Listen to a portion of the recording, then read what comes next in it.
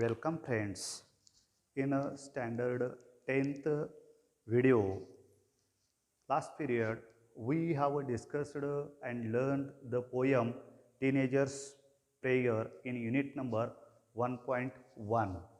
Today we are going to learn about the second part in unit number 1, an encounter of a special kind. This is very interesting lesson. But before start this lesson, there are given some activities on page number 7.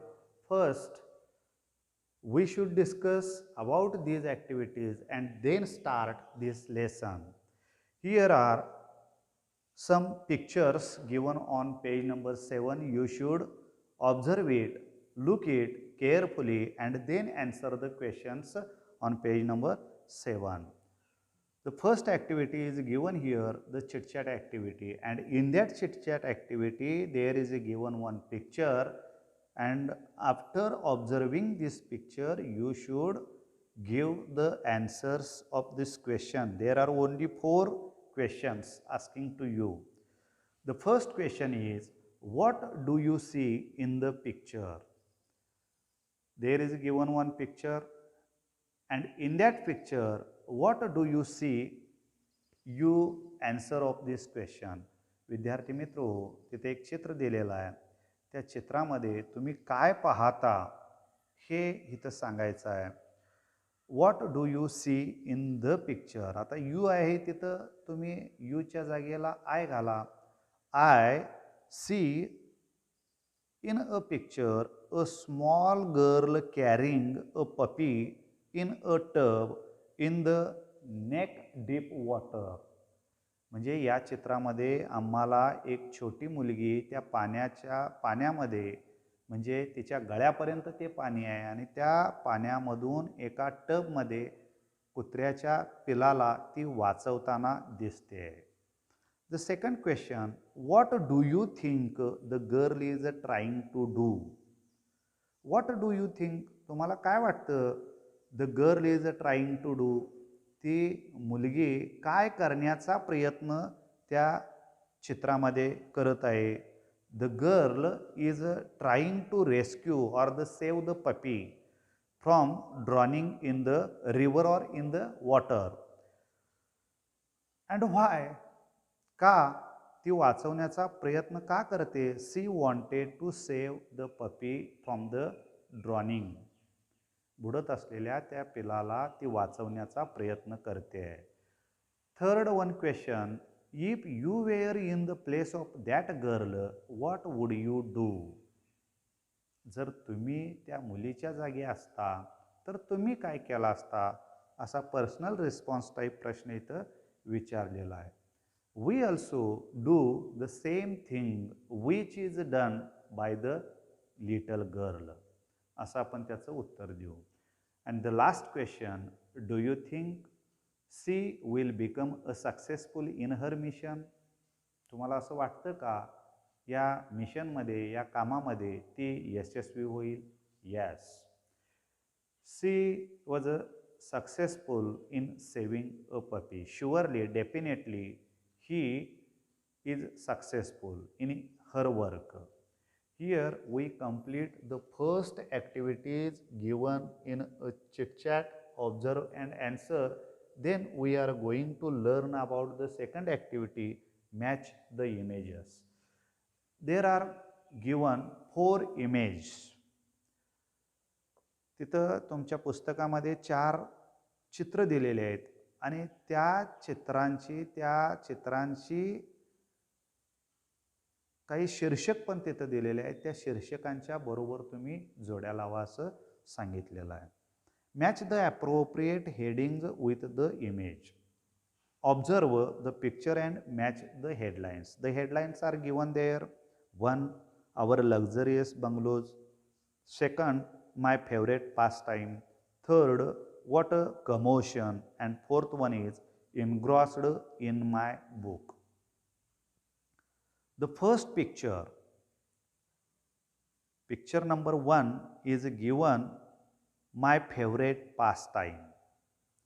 Another one, picture B, B picture is given there, engrossed in my book. Engrossed गुंतून जाणे, म्हणजे तो पुस्तकामध्ये त्या 4 चित्रामध्ये आपण पहिल्या चित्रामध्ये बघतोय की एक मनुष्य तिथं आळस देत आहे, निवांत आहे, म्हणजे माय फेवरेट पास टाईम असं तिथं येईल. 2 नंबरचं बी चित्र जे आहे ते एक व्यक्ती पुस्तक वाचण्यामध्ये गुंतलेली आहे. मग तिथं engrossed in my book. C चित्र जे दिलेलं आहे ते सी चित्रामध्ये आवर लक्झरियस बंगलो. आरामदायी बंगल्याचं एक प्रशस्त अशा बंगल्याचं चित्र तिथं 3 नंबरमध्ये दिलेलं आहे. आणि डी चित्र व्हॉट अ कमोशन, म्हणजे टी व्ही चालू आहे आणि ती व्यक्ती पुस्तक वाचण्यामध्ये गुंतलेली असताना तिला त्या गोंधळाचा आवाज तिथं ऐकू येतो. Here we complete all the activities given on page number 7. Now we are going to learn about the lesson. Turn your book, turn the page and look on page number 8. Here, before start this lesson, we should discuss about the summary of this lesson.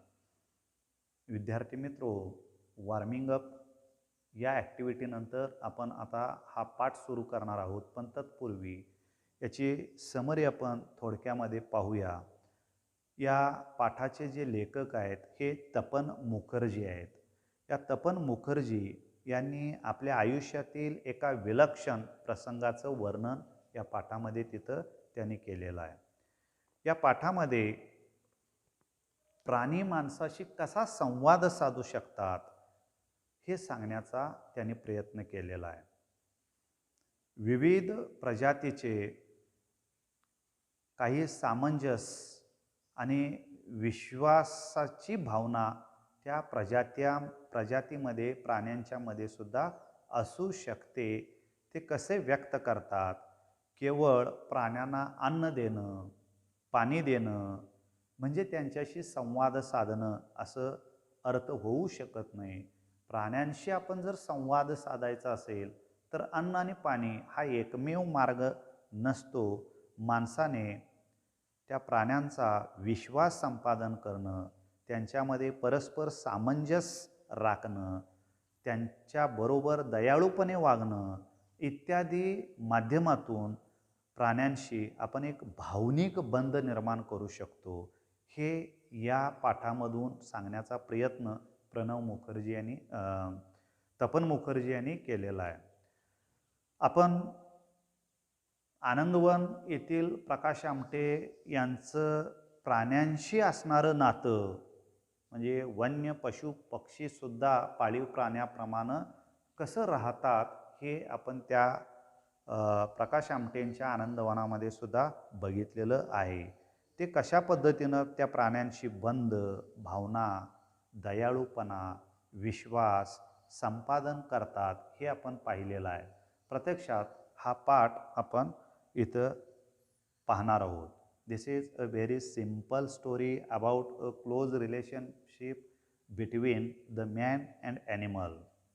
The animals have emotions. The animals have also mind and there is a bond between man and animals. There is the fixed bond between the animals and man. Here the writer save the baby langur and how the reaction of her mother is depicted in this story. In this story, a young boy who nursed पालन पोषण करणे, who rescued सुटका करणे and saved a baby लंगूर. त्या माकडाच्या पिल्लाला त्याने कशा पद्धतीनं मुक्त केलं, कसं वाचवलं. Which is attacked by a dominant male langur. Male langur म्हणजे नर वानरानं त्याच्यावरती जो काय हल्ला चढवलेला होता त्या हल्ल्यापासून त्याला कसं मुक्त केलं हे या कथेमध्ये मुखर्जी यांनी सांगण्याचा प्रयत्न केलेला आहे. This story depicts a bond between the man and animal, trust, compassion, love, and the mutual understanding between them is given in this story. This is the best and simple story. Now you should look in your book on page number 8. You should keep your notebook and pen with you and try to write some grammar sentence. Try to write some new words in this story. Now I am going to read this story. Look in your book. An encounter of a special kind. My father was a medical professional working for a private company in Raniganj in West Bengal. The officers of the company were housed in individual bungalows inside a large campus. Our house was in a corner of the campus. The officers' club was adjacent to the boundary wall of our garden. The compound was luxurious with green grass, colorful flowers, and a host of tall and majestic trees. The seasonal vegetables in the kitchen gardens of the households and the magnificent trees constantly attracted squirrels and many species of birds. A group of langurs had even made their den in an Ashwatha tree nearby. They had all become a part and a parcel of our existence and a daily life. Here, in this first paragraph, the writer tell about the natural beauty around their house. How was this beauty is described, depicted in the first paragraph. The first line, my father was a medical professional. What type of this sentence, what type of a tense of this sentence? My father was a medical professional. The whole lesson is depicted into the past verb. म्हणजे पूर्ण पाठ हा भूतकाळामधून लिहिलेला आहे.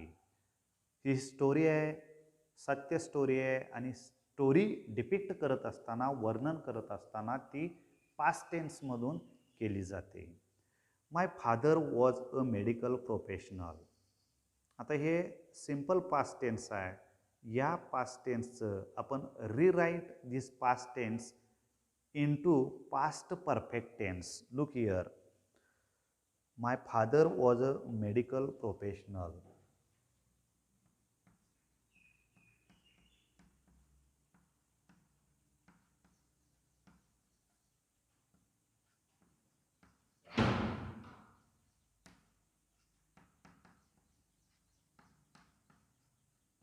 This is the past tense, simple past tense. And you should rewrite it into past perfect tense.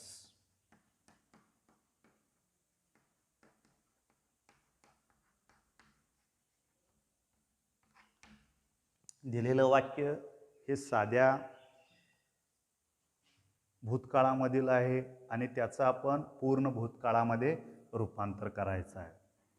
My father had been medical professional.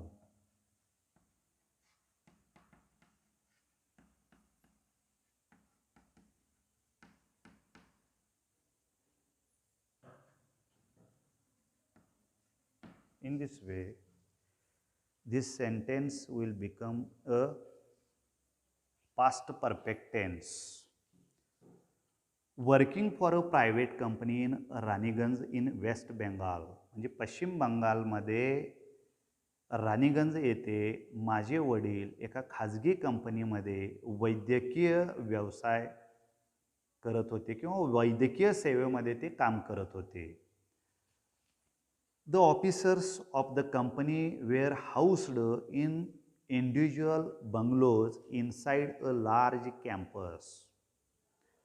एका मोठ्या आवारामध्ये स्वतंत्र बंगला या सर्व ऑफिसर्स लोकांना राहण्यासाठी स्वतंत्रपणे देण्यात आलेला होता. Our house was in a corner of a campus. आणि त्या कॅम्पसमध्ये एका कोपऱ्याला भिंतीनजीक आमचं घर होतं. The officers club was a adjacent नजीक असणं, near. The officers club was a adjacent to the boundary wall of our garden. म्हणजे त्या ऑफिसर लोकांचा जो क्लब होता तो क्लब आमच्या घराच्या भिंतीला लागून होता. The compound was a luxurious with a green grass, colorful flowers, and a host of tall and majestic trees. How was the surrounding of this area is given the information in this paragraph. The compound was a luxurious. How was this compound? कसं होतं ते, त्या आवाराचं ते compound कसं होतं? Luxurious होतं, म्हणजे बहरलेलं होतं.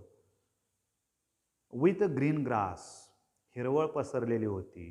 कलरफुल फ्लावर्स, रंगीबेरंगी फुलं उमललेली होती. And a host of a tall and majestic tree, आणि मोठ्या संख्येमध्ये मॅजेस्टिक ट्री म्हणजे डेरेदार वृक्ष तिथं होते.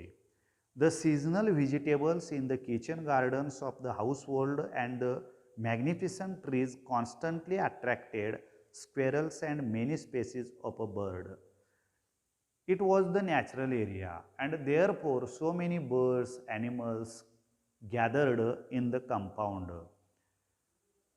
तो घरामध्ये म्हणजे घराच्या आजूबाजूचा जो परिसर होता तो परिसर कसा होता?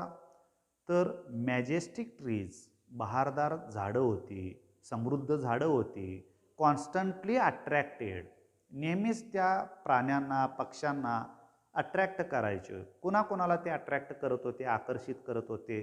Squirrels and many species of a birds, पक्ष्यांचे अनेक प्रकार तिथं होते.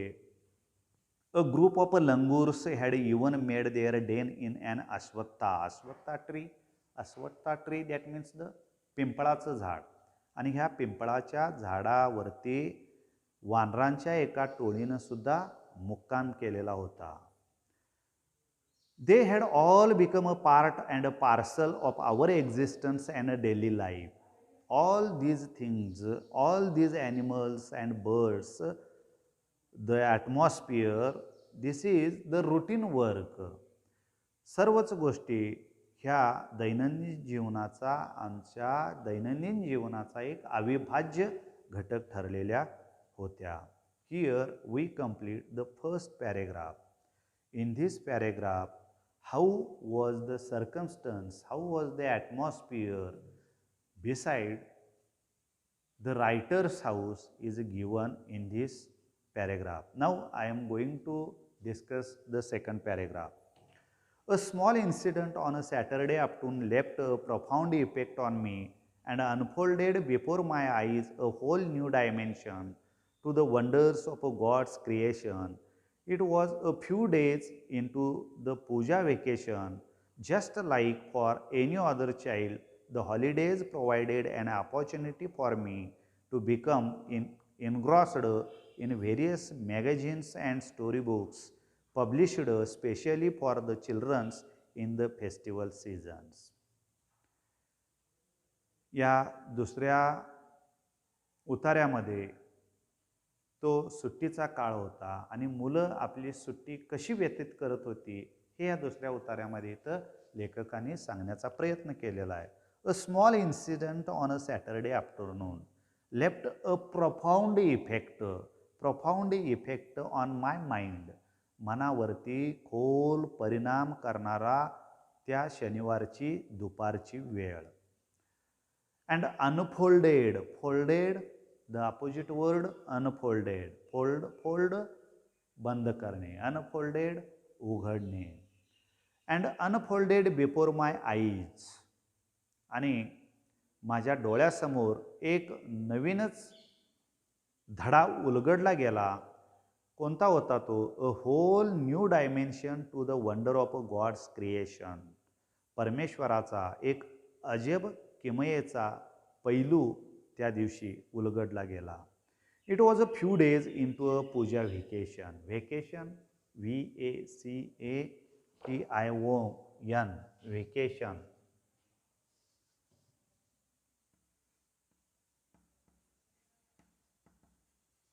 Just you have completed the summer vacation. Summer vacation उन्हाळी सुट्टी. व्हेकेशन म्हणजे सुट्टी.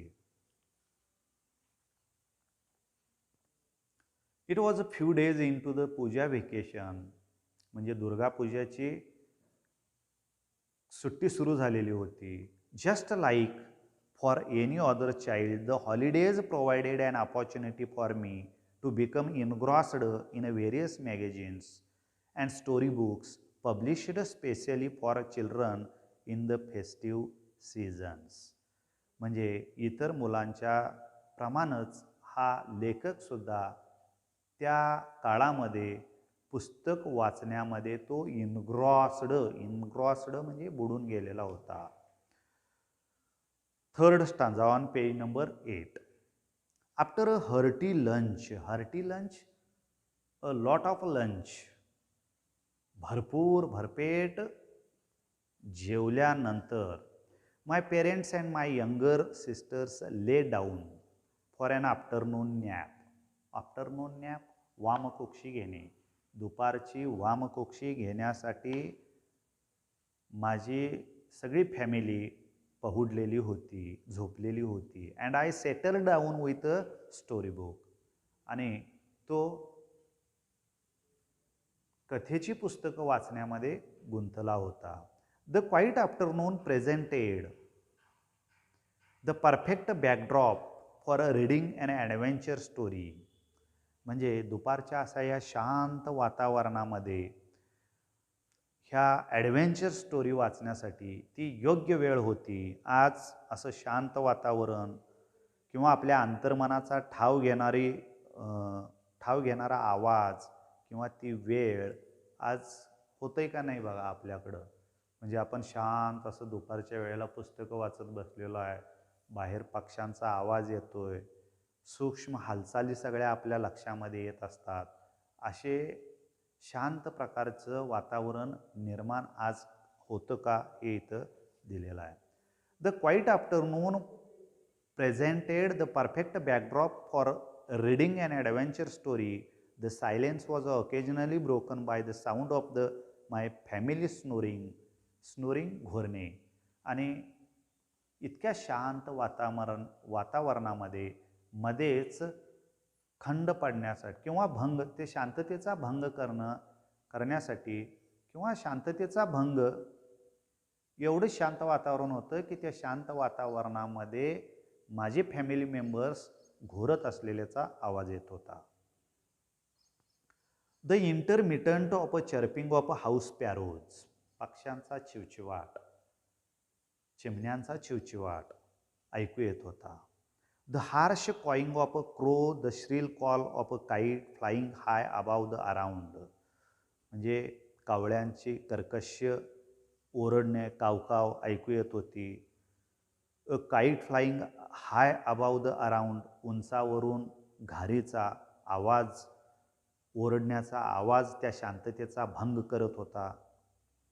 Minutes tick by, I became a deeply absorbed in the book. आणि मी वाचण्यामध्ये गढून गेलो होतो.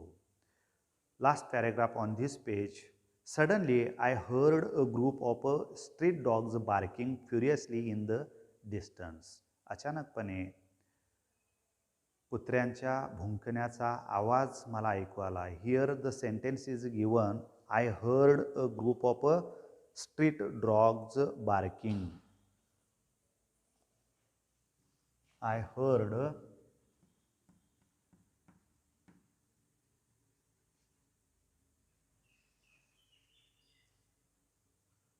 a group of street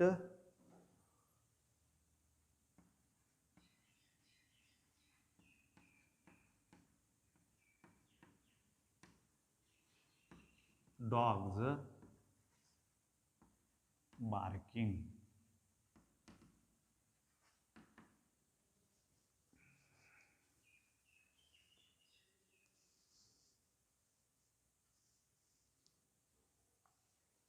What type of this tense heard?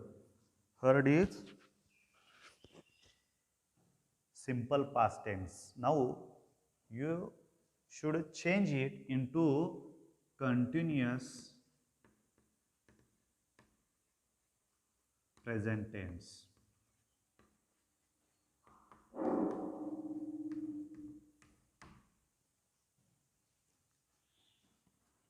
Here I am hearing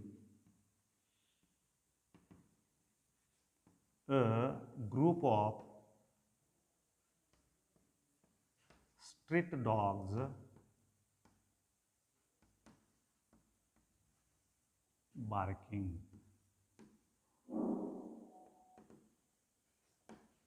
मी कुत्र्याच्या भुंकण्याचा आवाज ऐकला. फ्युरियसली इन द डिस्टन्स. भेसूर अशा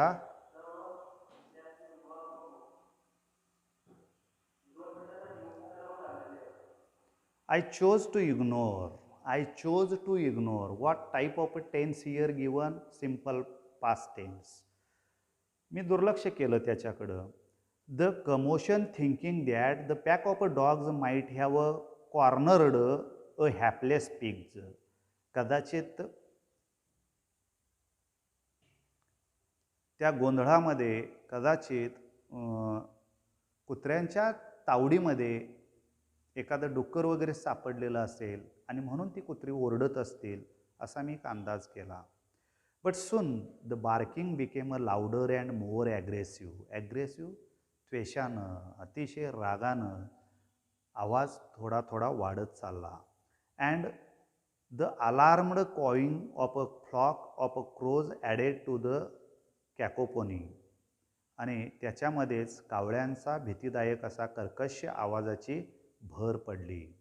I also heard the distance approaching closure.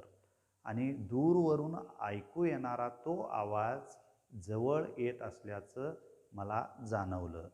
Here we complete page number 8.